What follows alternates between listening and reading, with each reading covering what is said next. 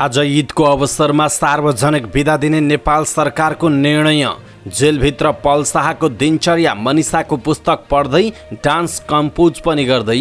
170 वटा ओडामा दलित महिला सदस्यमा मनोनयन परेन, 335 पदमा निर्विरोध। गोर्खामा जन्ती चढेको जीव दुर्घटना, 3 जनाको ज्यान गयो। इन्टरनेट बन्द नहुने व्यवस्था मिलाउन निर्वाचन आयोगको निर्देशन। आरजु देउवा धनगढीमा मतभेद भए पनि पार्टीका उम्मेदवारलाई हराउन नलागौं भन्दै कार्यकर्तालाई आह्वान। बागेले उम्मेदवारी निष्क्रिय बनाए कांग्रेसले कारबाही नगर्ने। चन्दननाथमा एमालेको घोषणापत्र, 12 कक्षासम्म निशुल्क शिक्षा। इटहरीको मेयर उपमेयरमा जसपाले गठबन्धनका उम्मेदवारलाई सहयोग गर्ने। माडीमा उपमेयर र हेडसरको रोचक प्रतिस्पर्धा। आफूहरूले जितेको ठाउँलाई नमुना बनाउने विवेकशील साझा पार्टीका अध्यक्ष रविन्द्र मिश्रको भनाई। डिजिटल नेपाल फ्रेमवर्कलाई सुधार गर्न सरकारवालाहरूको जोड। तिलोत्तमाका मेयर विरुद्ध आचार संहिता उल्लङ्घनको उजुरी। पालिका उपाध्यक्षमा संविधान सभा सदस्य सरदारको बागी उम्मेदवारी। गएको 24 घण्टामा नेपालमा थप 9 जनामा कोरोना संक्रमण पुष्टि, 211 जना सक्रिय संक्रमित। आइजिपी नियुक्ति विरुद्धको रिटमा बुधबार सुनवाई हुने। भारतीय राष्ट्रिय कांग्रेस पार्टीका नेता राहुल गान्धी काठमाडौँमा एन्फा प्रदेश कमिटीको निर्वाचन स्थगित। अन्डर 19 महिला विश्वकप छनौटका लागि 18 खेलाडी छानिए। समाचार पार्टी हेल्थ टिप्समा हृदयघातका लक्षणहरू के हुन् यसको बारेमा पुरै जानकारी र समाचारको अन्त्यमा समाचार पार्टी माइन्ड क्विज रहनेछ। हामीलाई अन्तिमसम्म हेर्नुहोला। दर्शक महानुभाव नमस्कार। समाचार पार्टी.com को न्यूज बुलेटिनमा यहाँलाई हार्दिक स्वागत छ। म प्रहलाद चन्द्र घिमिरे। सदाको झैं आज पनि हामी उपस्थित भएका छौं आजका महत्त्वपूर्ण समाचार, ब्रेकिङ न्यूज अपडेटहरू लिएर। हामीलाई अन्तिमसम्म हेर्नुहोला अनि हाम्रो मेहनतका लागि यो भिडियोमा एउटा लाइक अवश्य गर्नुहोला। दर्शक महानुभाव, पलपलको न्यूज अपडेटका लागि हाम्रो च्यानललाई सब्स्क्राइब गर्नुहोस् अनि नजिकै आउने बेल आइकनलाई क्लिक गर्नुहोला। कहाँबाट हेर्दै हुनुहुन्छ अनि कस्तो लाग्दैछ त्यो कुरा तलको कमेन्ट बक्समा कमेन्ट गर्नुहोला। दैनिक रूपमा हेर्नुहुन्छ भने रेगुलर भनेर लेख्नुहोला, आज पहिलोचोटि हो भने फर्स्ट टाइम भनेर लेख्नुहोला। दर्शक महानुभाव, आज मिति विक्रमसम्म 2079 साल वैशाख 20 गते मंगलबार, ईस्वी सम्वत सन् 2022 मेको 3 तारिक वैशाख शुक्ल तृतीया। आज ईद उल फितर, अक्षय तृतीया व्रत, परशुराम जयन्ती अनि विश्व प्रेस स्वतन्त्रता दिवस। यहाँहरू सम्पूर्णलाई हार्दिक मङ्गलमय शुभकामना व्यक्त गर्दछौँ। दर्शक महानुभाव, पलपलको न्यूज अपडेट हेर्नका लागि हाम्रो च्यानललाई अहिलेसम्म तपाईँले सब्स्क्राइब गर्नु भएको छैन भने कृपया सब्स्क्राइब गर्नुहोस् अनि नजिकै आउने बेल आइकनलाई क्लिक गर्नुहोला। आउनुहोस् दर्शक महानुभाव, आजका महत्त्वपूर्ण समाचार सुरु गरौँ सार्वजनिक बिदाको प्रसङ्गबाट। सरकारले आज ईदका लागि सार्वजनिक बिदा दिने निर्णय गरेको छ। नेपाल राजपत्रमा प्रकाशित सूचना अनुसार इस्लाम धर्मावलम्बीहरूको पर्व ईद उल फित्रका दिन सार्वजनिक बिदा दिने व्यवस्था भएको गृह मन्त्रालयले जनाएको छ। मन्त्रालयले सोमबार जारी गरेको सूचनामा भनिएको छ, 2079 साल वैशाख 20 गते मंगलबार सार्वजनिक बिदा कायम भएको सम्बन्धित सबैको जानकारीका लागि यो सूचना प्रकाशित गरिएको छ भनेर भनिएको छ। एक नाबालिकामाथि जबरजस्ती करणीको मुद्दामा अभिनेता पल शाह 2 महिनादेखि तनहुँ कारागारमा रहेका छन्। गएको फागुन 15 गते जिल्ला प्रहरी कार्यालय तनहुँमा आत्मसमर्पण गरी हिरासतमा रहेका उनी अदालतले पूर्वपक्षका लागि थुनामा राख्ने आदेश दिएपछि कारागार चलान भएका थिए। उनी विरुद्धको मुद्दा अहिले अदालतमा विचाराधीन अवस्थामा छ। दमौली स्थित कारागारमा रहेका पललाई भेट्न अहिले दिनहुँ आफन्त र फिल्मकर्मीको घुइँचो लाग्ने गरेको छ। पललाई भेट्न आइतबार दिउँसो काठमाडौँबाट केही फिल्मकर्मी र उनको मुद्दामा बयान दिएका गायक दुर्गेश थापा पनि तनहुँ कारागार पुगेका थिए। पललाई भेटेपछि सञ्चारकर्मी प्रकाश वेदीले उनको दिनचर्या बारे बताएका छन्। बिहान 5 बजे उठ्नुपर्ने नियम छ कारागारभित्र। सबेरै उठेर हल्का कसरत हुने रहेछ, त्यसपछि ध्यान योगा गर्नुपर्ने हुँदो रहेछ। घन्टी लगाएको टाइमभित्रै खानुपर्ने हुँदो रहेछ। बिहान 10 बजेदेखि 11 बजे बिचमा खाइसक्नुपर्ने छ। खानामा हप्तामा 2 दिन मासु दिइँदो रहेछ। भित्र रेस्टुरेन्ट पनि रहेछ। पैसा हुनेले रेस्टुरेन्टमा अर्डर दिएर खाना लिन सक्ने रहेछन्। आफ्नो खर्चमा जे मगाएर पनि खाना पाइने सुविधा रहेछ। पललाई खानाको समस्या देखिएन। उनलाई बेला बखत बहिनीले पनि लगिदिने गरेकी छिन्। कहिलेकाहीँ त्यही भित्रको रेस्टुरेन्टमा पनि खाने गर्दा रहेछन्। खाना र बस्नमा कुनै गुनासो छैन भन्ने पलको कुरा छ। कारागारभित्रै साथीहरू पनि धेरै भएका छन् रे, हिरो भनेर सबैले माया पनि गर्छन् रे। दिनभरिमा भेट्न धेरै जाने रहेछन्। भेट्न जाने स्थानीय र फिल्मकर्मीको संख्या धेरै देखियो। पलले अहिले कपाल काटेका छन्। लामो कपाल पालेर भित्र बस्न नपाइने रहेछ। जेल प्रशासनले नै कपाल काट्न लगाएको छ। कपाल काटेर पल केही दुब्लो देखिए पनि तौल ठिक छ, शारीरिक अवस्था पनि ठिक देखिएको छ। एकजना नृत्य निर्देशक पनि कारागारभित्र सँगै भएकाले उनीहरू साथी भएका छन्। उनीहरू मिलेका पनि छन्। ती नृत्य निर्देशकले गीतमा डान्स कम्पोज पनि गराइरहेका रहेछन्। बाहिर आएपछि त्यो गीतलाई सुटिङ गर्ने उनीहरूको योजना रहेछ। भित्र टेबल टेनिस खेल्न पाइने रहेछ। वातावरण पनि राम्रो रहेछ। भेट्न जाने व्यक्तिहरूलाई पनि निर्वाध भेट्न दिइँदो रहेछ। मनिषा कोइरालाले लेखेको पछिल्लो पुस्तक healed how cancer give me a new life पढ्दैछन् अहिले कारागारभित्रै पल। बिग्रिएको दिनचर्यालाई कसरी नियमित गर्ने भन्ने कुरा उनले गरे। जेल भन्दा पनि आफूलाई होस्टेल बसे जस्तो महसुस भएको उनले बताए। बाहिर हुँदा बिहानदेखि रातिसम्म काम भएको र त्यो कामलाई अहिले मिस गरिरहेको उनले बताएका छन्। भित्र टेलिभिजन हेर्न पाइने रहेछ। हाम्रा टिभी कार्यक्रम र समाचार हेर्दा रहेछन्। नाम टिपाएर र लाइनमा बसेर बिहान फोन गर्ने सुविधा पनि दिइँदो रहेछ भनेर भनिएको छ। विभिन्न स्थानीय तहका 170 वटा ओडामा दलित महिला सदस्य पद रिक्त हुने भएको छ। निर्वाचन आयोगले ती ठाउँमा एकजना पनि उम्मेद्वार नभएकाले पद खाली हुने अवस्था भएको जनाएको छ।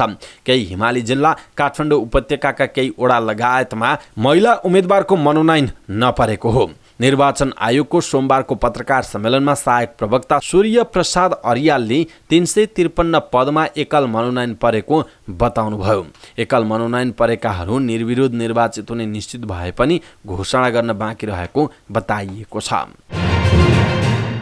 गोर्खाको सिरानचोक गाउँपालिका 4 आरुबोटीमा जीप दुर्घटना हुँदा 3 जनाको ज्यान गएको छ। बा 14 781 नम्बरको जीप आरुबोटीको फिरफिरे भिरबाट तल खसेर दुर्घटना भएको प्रहरी उपरीक्षक एसपी केदार खनालले बताउनुभयो। गोर्खामा जन्ती आएर चितवन फर्कदै गरेकाहरू चढेको जीप दुर्घटना भएको हो।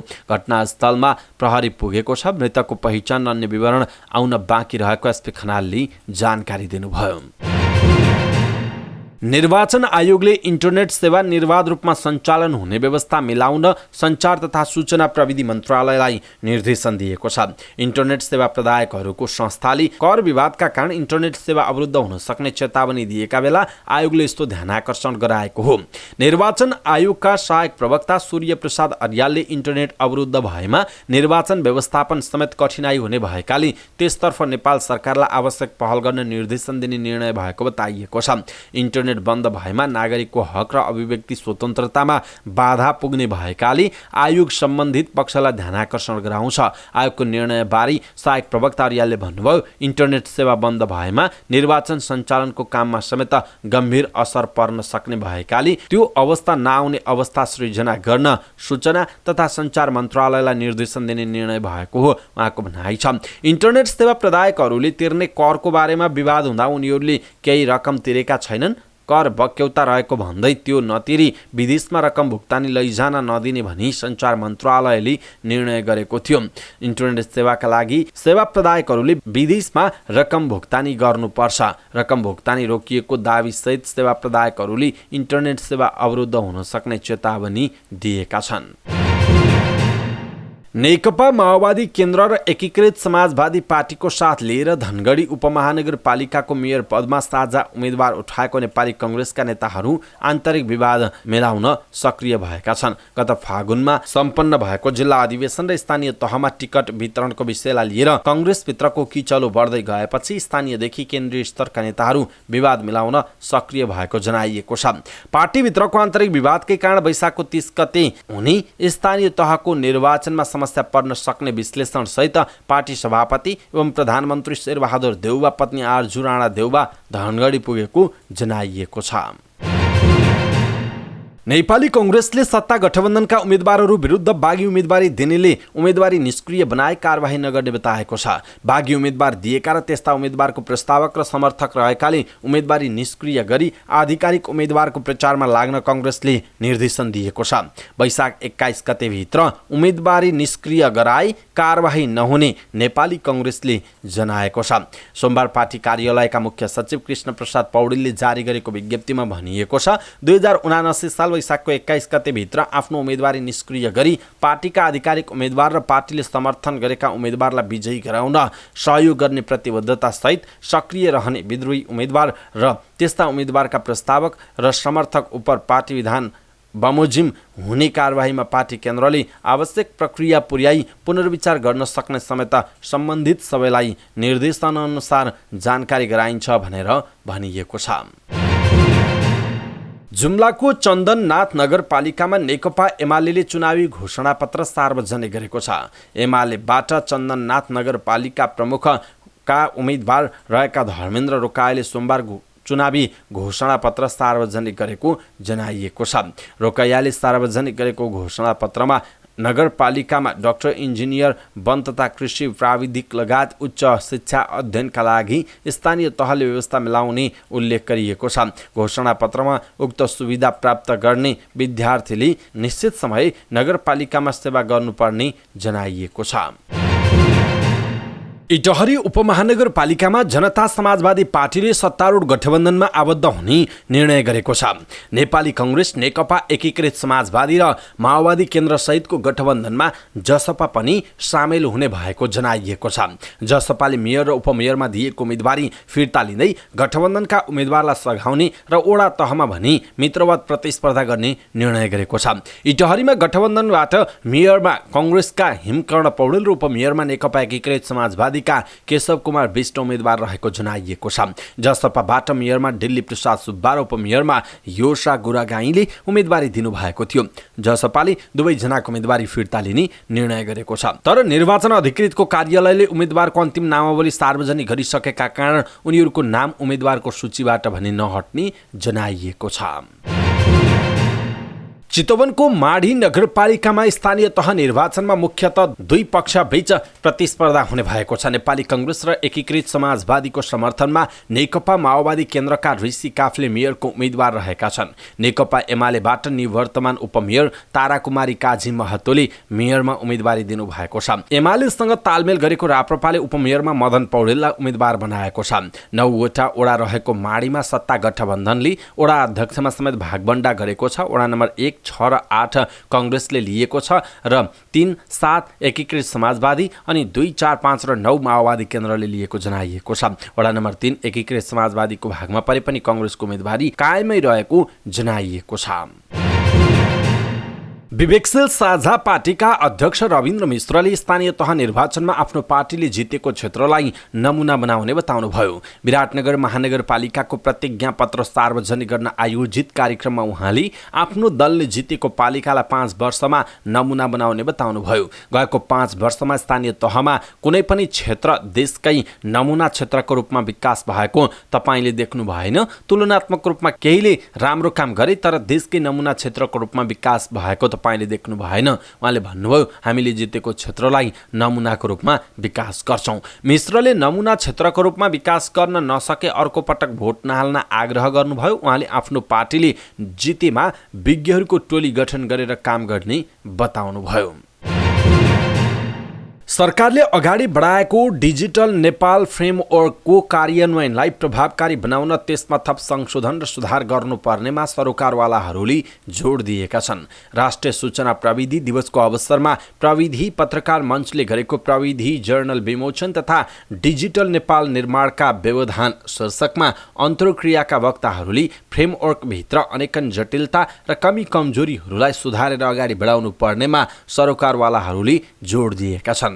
कार्यक्रममा सरकारले 2076 कार्तिक 5 मा सार्वजनिक गरेको डिजिटल नेपाल फ्रेमवर्कमा 8 क्षेत्रका 80 वटा पहल समावेश भए पनि कार्यान्वयनका लागि प्रक्रियागत झन्झट रहेको कम्प्युटर एसोसिएसन नेपाल महासंघ क्यानकी पूर्व उपाध्यक्ष सुनैना पाण्डेले जानकारी दिनुभएको छ। यस्तै सूचना प्रविधि विज्ञ विवेक राणाले फ्रेमवर्कमा डिजिटल लिडरशिप नेतृत्व, डिजिटल लिटरेसी, शिक्षा सचेतना, एकाउन्टेबिलिटी, विश्वसनीयता जस्ता महत्त्वपूर्ण कुरा छुटिरहेको बताउनुभयो। डिजिटल नेपाल निर्माण गर्दा एप्लिकेसन बनाउने नभई इकोसिस्टम निर्माणमा जोड दिनुपर्ने उहाँको राय रहेको छ। बुटवलको तिलोत्तमा नगरपालिकामा प्रमुख वासुदेव घिमिरेले निर्वाचन आचार संहिता उल्लङ्घन गरेको भन्दै निर्वाचन आयोगमा उजुरी परेको छ। तिलोत्तमा नगरपालिका 10 मा प्रदीप थापाले नगर प्रमुख घिमिरेले पदको दुरुपयोग गर्दै एमालेका उम्मेदवारलाई भोट माग्दै भाषण गरेको, नारा जुलुसमा सहभागी भएको, नाचगान गरेको भन्दै निर्वाचन ऐन र आचार संहिता अनुसार कारवाही गर्न माग गरेको जनाइएको छ। निर्वाचन आचार संहिता 2078 परीक्षा 3 दफा मा पदबाट राजीनामा नदिई कुनै दलको र उम्मेदवारको चुनावी कार्यक्रममा सहभागी हुन नपाइने उल्लेख छ। तर घिमिरेले भने सरकारका मन्त्रीहरूले पनि आचार संहिता उल्लङ्घन गरेको भन्दै कारबाही गरेर देखाउन निर्वाचन आयोगलाई चुनौती पनि दिनुभएको छ। संविधान सभा सदस्य आशाकुमारी सरदार मोरङको जहदा गाउँपालिका उपाध्यक्षको उम्मेदवार बन्नु भएको छ। नेपाली कांग्रेसबाट टिकट नपाएपछि उहाँ उपाध्यक्षको स्वतन्त्र उम्मेदवार बन्नु भएको हो। सरदार 2064 सालको समानुपातिक तर्फको संविधान सभा सदस्य हुनुहुन्छ। उहाँ विजय कुमार गक्षदारले नेतृत्व गरेको मधेसी जनअधिकार फोरम लोकतान्त्रिक हुँदै नेपाली कांग्रेसमा आउनु भएको हो। पार्टीले टिकट नदिएपछि आफूले बागी उम्मेदवारी दिएको उहाँले बताउनुभयो। मलाई अरू पार्टीले रातो कार्पेट ओछ्याएर बोलाएका थिए तर म गइनँ उहाँले भन्नुभयो। पार्टीले टिकट नदिएपछि स्वतन्त्र उम्मेदवार बनेकी हुँ उहाँको भनाइरहेको छ। गएको 24 घण्टामा नेपालमा थप 9 जनामा कोरोना भाइरस संक्रमण पुष्टि भएको छ भने यो अवधिमा कसैको पनि मृत्यु भएको छैन। स्वास्थ्य तथा जनसङ्ख्या मन्त्रालयका अनुसार 3333 जनाको PCR परीक्षणमा 8 जना र 922 जनाको एन्टिजेन परीक्षणमा 1 जना गरी 9 जनामा संक्रमण पुष्टि भएको हो। गएको 24 घण्टामा कोरोनाबाट 18 जना निको भएका छन् भने हाल देशभर 211 जना सक्रिय संक्रमित छन्, जसमध्ये 209 जना होम आइसोलेसनमा छन् भने 2 जना संस्थागत आइसोलेसनमा छन्। कोरोनाका बिरामी मध्ये 1 जना आइसियुमा छन्। सोमबार थपिएसँगै नेपालमा कोरोना संक्रमितको कुल संख्या 11,19,029 पुगेको छ। यो सँगै नेपालमा मृत्यु हुनेको संख्या 11,951 पुगेको छ भने 9,66,674 जना संक्रमण मुक्त भएको जनाइएको छ। प्रहरी महानिरीक्षक नियुक्ति विरुद्ध प्रहरी अतिरिक्त महानिरीक्षक एआइजी विश्वराज पोखरेलले सर्वोच्च अदालतमा रिट दायर गर्नुभएको छ। उहाँले वरिष्ठता र कार्य सम्पादन मूल्याङ्कनमा आफू अगाडि रहेको भन्दै धीरज प्रताप सिंहलाई प्रहरी महानिरीक्षकमा नियुक्त गर्न कानुन विपरीत रहेको भन्दै रिट दायर गर्नुभएको हो। पोखरेलले दायर गरेको रिटमाथि बुधबार सुनवाई हुने सर्वोच्च अदालतका सहायक प्रवक्ता देवेन्द्र ढकालले जानकारी दिनुभयो। भारतीय राष्ट्रिय कांग्रेस पार्टीका नेता राहुल गान्धी काठमाडौँ आइपुग्नु भएको छ। विस्तारा एयरलाइन्सको विमान मार्फत सोमबार उहाँ काठमाडौँ आइपुगेको विमानस्थल स्रोतले जनाएको छ। निजी भ्रमणको क्रममा काठमाडौँ आइपुग्नु भएका उहाँ काठमाडौँ स्थित मेरिट होटलमा बसेको जनाइएको छ। अखिल नेपाल फुटबल संघ एन्फाले 7वटै प्रदेश कमिटीको पूर्व निर्धारित निर्वाचनको कार्यक्रम स्थगित गरेको छ। यसअघि एन्फाले वैशाखको 19 गतेदेखि 24 गतेसम्म प्रदेश कमिटीको निर्वाचन गर्ने कार्यतालिका प्रकाशन गरेको थियो। एन्फाका महासचिव इन्द्रमान तुलाधरले सातै प्रदेश कमिटीका नाममा पत्र लेख्दै चुनावी कार्यक्रम विविध कारणले स्थगित गर्नु परेको जानकारी गराउनु भएको छ। एन्फाले प्रदेश कमिटीको निर्वाचनका लागि वैशाख 13 गते नै पत्राचार गरेको थियो। यसबीचमा जिल्ला कमिटीको निर्वाचन सम्पन्न नभएकाले प्रदेशको चुनाव स्थगित गरिएको बताइएको छ। सुर्खेत र गोर्खा जिल्ला फुटबल संघको चुनाव गर्न बाँकी छ। एन्फाको नयाँ नेतृत्वका लागि असार 6 गते निर्वाचन हुँदैछ। त्यसका लागि प्रदेशबाट मतदान प्रतिनिधिहरू पुग्ने जनाइएको छ। नेपाल क्रिकेट संघ क्यानले अन्डर 19 महिला विश्वकप छनौटका लागि 18 खेलाडी छनौट गरेको छ। आगामी जुनमा मलेसियामा अन्डर 19 महिला विश्वकपका लागि एसिया क्षेत्रको छनौट आयोजना हुँदै गरेको जनाइएको छ। त्यसका लागि क्यानले प्रारम्भिक चरणमा प्रशिक्षणमा बोलाएका 44 खेलाडीबाट सोमबार 18 खेलाडी छानेको बताइएको छ। छनौट भएका खेलाडीहरूमा करिन कुँवर, सोनु राजवंशी, टिका शाह, सृष्टि धामी, सावित्री धामी, एलिसा यादव, रन्जु श्रेष्ठ, अञ्जली विक, हीरा माई रोय, एलिसा खडिया, कृतिका मरासिनी, स्नेहा मोहरा, निशा शाह, मेनिसा राणा मगर, प्रतिमा शाह, ज्योतिषका मरासिनी र मनिषा चौधरी रहेको बताइएको छ। छनौटमा नेपालसहित मलेसिया, युएई, थाइल्यान्ड, चीन, भुटान, म्यानमार र कतारले प्रतिस्पर्धा गर्ने बताइएको छ। आइसिसीले पहिलोपटक आयोजना गर्न लागेको अन्डर 19 महिला विश्वकप सन् 2023 जनवरीमा दक्षिण अफ्रिकामा हुने बताइएको छ। समाचार पार्टी न्यूज बुलेटिनमा अब पालो भएको छ समाचार पार्टी हेल्थ टिप्स। समाचार पार्टी हेल्थ टिप्समा आज हामीले हृदयघातका केही लक्षणहरूको बारेमा जानकारी दिनेछौँ। पहिलो हो छाती दुख्ने। छातीमा केहीले थिचेको जस्तो गरौँ, छाती कसिएको जस्तो हुने, शरीरका अरू भागहरू दुख्ने, छातीबाट अरूतिर दुखाइ सर्दै जानु, खास गरी पाखुराहरूमा दुखाइ अनि बायाँ हात प्रभावित हुनु, तर दुवै पाखुरा पनि प्रभावित हुन सक्छ। चिउँडो, घाँटी, पिठ्यौँ र पेटमा दुखाइ हुन सक्छ। अर्को रिङ्गटा लागेको जस्तो हुने, पसिना आउने, श्वास फेर्न गाह्रो हुने, बिरामी जस्तो महसुस हुने वा बिरामी हुने, तनाव धेरै बढे जस्तो हुने, खोकी लाग्ने र सास घ्यार्र घ्यार्र हुने, छातीको दुखाइ धेरै जस्तो चर्को हुन्छ, तर केही मानिसहरूमा यो दुखाइको मात्रा अपच भएका बेला जस्तो अलिक कम महसुस हुन सक्छ। महिला र पुरुष दुवैमा हृदयघातको सबैभन्दा प्रमुख लक्षण छाती दुख्नु हो। महिलाहरूमा श्वास फेर्न गाह्रो हुने वा बान्ता आए जस्तो वा पिठ्यौँ र चिउँडोमा दुखाइ महसुस हुन सक्ने बताइएको छ। समाचार पार्टी न्युज बुलेटिनमा अब पालो भएको छ समाचार पार्टी माइन्ड क्विज। समाचार पार्टी माइन्ड क्विजमा हिजो हामीले सोधेको प्रश्न थियो, नेपालमा कृषि तथा पशु बीमाको सुरुवात कहिलेदेखि भएको हो? नेपालमा कृषि तथा पशु बीमाको सुरुवात कहिलेदेखि भएको हो? यसको सही उत्तर हो विक्रम सम्वत 2069 साल। नेपालमा कृषि तथा पशु बीमाको सुरुवात विक्रम सम्वत 2069 सालमा भएको हो। समाचार पार्टी माइन्ड क्विजको आजको प्रश्न, अन्तर्राष्ट्रिय विकास सहायता परिचालन नीति कार्यान्वयन समितिको अध्यक्ष को हुने व्यवस्था रहेको छ? अन्तर्राष्ट्रिय विकास सहायता परिचालन नीति कार्यान्वयन समितिको अध्यक्ष को रहने व्यवस्था रहेको छ। हवस् त दर्शक महानुभाव, आजका महत्त्वपूर्ण समाचारहरू यति नै। हामीले प्रस्तुत गरेका समाचारहरूप्रति तपाईँको धारणा के छ? आफ्नो धारणा तलको कमेन्ट बक्समा कमेन्ट गर्नुहोला। हाम्रो मेहनतका लागि यो भिडियोमा एउटा सानो लाइक अवश्य गर्नुहोला। दर्शक महानुभाव, पलपलको न्युज अपडेटका लागि हाम्रो च्यानललाई सब्स्क्राइब गर्नुहोस् अनि नजिकै आउने बेल आइकनलाई क्लिक गर्नुहोला। पलपलको न्युज अपडेटका साथ फेरि हाम्रो भेट हुनेछ। तपाईँ समाचारपार्टी.com हेर्दै गर्नुहोस्। नमस्कार।